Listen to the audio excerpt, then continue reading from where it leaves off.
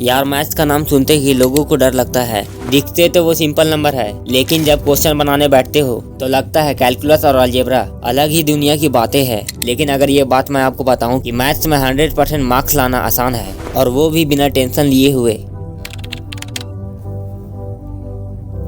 Hi everyone, welcome back to our channel. Maths का pressure सबसे ज़्यादा होता है, लेकिन ये सिर्फ एक डर है जो हमने अपने दिमाग में बना रखा है। आज की इस वीडियो में मैं आपके साथ ऐसे टिप्स और स्ट्रैटेजी शेयर करूंगा जिससे मैथ्स में 100% मार्क्स लाना आसान हो जाएगा। तो चलिए स्टार्ट करते हैं। सबसे पहली बात, मैथ्स कोई रट्टा मारने वाला सब्जेक्ट नहीं है, ये कॉन्सेप्ट वाला सब्जेक्ट है। अगर आपको बेसिक कॉन्सेप्ट समझ नहीं आया तो क्वेश्चन सॉल्व करना ऑलमोस्ट इम्पॉसिबल होगा। तो सबसे पहला स्टेप है अपने कॉन्सेप्ट को स्ट्रॉन्ग करना। अगर आप अलजेब्रा, ज्योमेट्री, कैलकुलस या फिर ट्रिगोनोमेट्री पढ़ रहे हो तो हमेशा ये इंश्योर करो कि आपके बेसिक फंडामेंटल क्लियर हो। सही से स्टार्ट करना जरूरी है। मैथ एक ऐसा सब्जेक्ट है जिसमें कॉन्सेप्ट को रट्टा मारना काम नहीं करता। आपने फंडामेंटल बेसिक को क्लियर करो, कॉन्सेप्ट को समझने की कोशिश करो। जैसे अगर तुम समझ गए कि पाइथागोरस थ्योरम का क्या मतलब है, तो फिर आप उसे कोई भी एंगल से सॉल्व कर सकते हो। एक टॉपर ने मुझसे कहा था, उसने डायरेक्ट कभी भी आंसर पे फोकस नहीं किया। उसने हमेशा क्वेश्चन को ब्रेक डाउन किया और पहले कॉन्सेप्ट को समझा,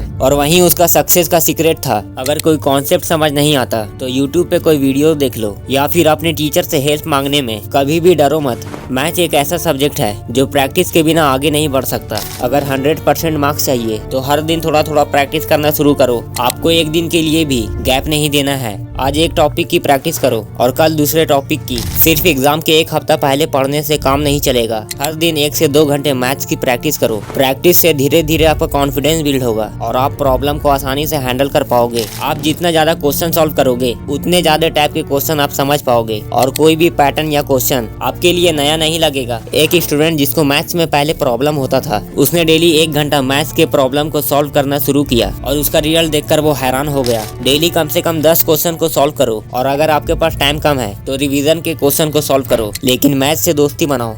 अक्सर हम मैथ में गलतियां करते हैं और डायरेक्ट दूसरे क्वेश्चन को सॉल्व करना शुरू कर देते हैं। ये गलत अप्रोच है। क्वेश्चन सॉल्व करने के बाद उसे एक बार चेक करो, और अगर गलती हो गया है तो उससे सीखो। समझो कि कहाँ गलती हुई है और उसे इम्प्रूव करने की कोशिश करो। मैं अपने गलत क्वेश्चन को अलग कॉपी में सॉल्व करता था और उन्हें बार बार देख के समझता था कि गलती कहाँ हुई है। इससे मैंने अपने मार्क्स को इम्प्रूव किया। गलतियाँ हमेशा हाईलाइट करो और उससे सीखो। हर टेस्ट देने के बाद अपने वीक पॉइंट पे काम करो। जैसे कुछ लोगों को अलजेब्रा में प्रॉब्लम होता है और कुछ लोगों को ज्योमेट्री में, लेकिन इसे सॉल्व करो कि आपको प्रॉब्लम कहाँ पे हो रहा है। अगर आपसे कोई क्वेश्चन सॉल्व नहीं हो रहा है तो उसे इग्नोर मत करो, उसी पे सबसे ज्यादा फोकस करो। मैथ के एनसीईआरटी बुक से ही एग्जाम में सारे क्वेश्चन आते हैं। एनसीईआरटी बुक बहुत इंपॉर्टेंट है। अगर आप एनसीईआरटी बुक के क्वेश्चन को अच्छे से सॉल्व कर लेते हो तो आपका 90% प्रिपरेशन वहीं से हो जाता है। हर चैप्टर के एक्सरसाइज क्वेश्चन को समझ के सॉल्व करो, उसके बाद रेफरेंस बुक का यूज करो। जब एनसीईआरटी बुक पूरा तरीका से कंप्लीट कर लो, मैंने जितने भी टॉपर से बात करी है उन सारे लोगों ने एनसीईआरटी बुक को अपना फाउंडेशन बताया है। जब तक एनसीईआरटी स्ट्रॉन्ग ना करो तब तक कोई एक्स्ट्रा बुक का फायदा नहीं होगा। पहले एनसीईआरटी के सारे क्वेश्चन को सॉल्व करो, एग्जाम्पल को सॉल्व करो, फिर एक्स्ट्रा बुक पे शिफ्ट करो। पेपर में 100% मार्क्स लाने के लिए सिर्फ नॉलेज नहीं, टाइम मैनेजमेंट भी जरूरी है। सिर्फ मेहनत करना काफी नहीं होता, स्मार्ट वर्क भी उतना ही जरूरी है। टाइम मैनेजमेंट से तुम एग्जाम के प्रेशर को आराम से हैंडल कर पाओगे। एक टाइम टेबल बनाओ जिसमें मैथ के अलग अलग टॉपिक को टाइम दो। हर टॉपिक के लिए स्पेसिफिक घंटे सेट करो और रिवीजन के लिए टाइम जरूर निकालो। लास्ट के 1-2 महीने का रिवीजन सिर्फ पीवाईक्यू और सैंपल पेपर के थ्रू करो। इस तरह आपका कॉन्फिडेंस और लिखने की स्पीड दोनों इंप्रूव होगा। मेरा नाम है रेहान, मिलते हैं नेक्स्ट वीडियो में। Thank you.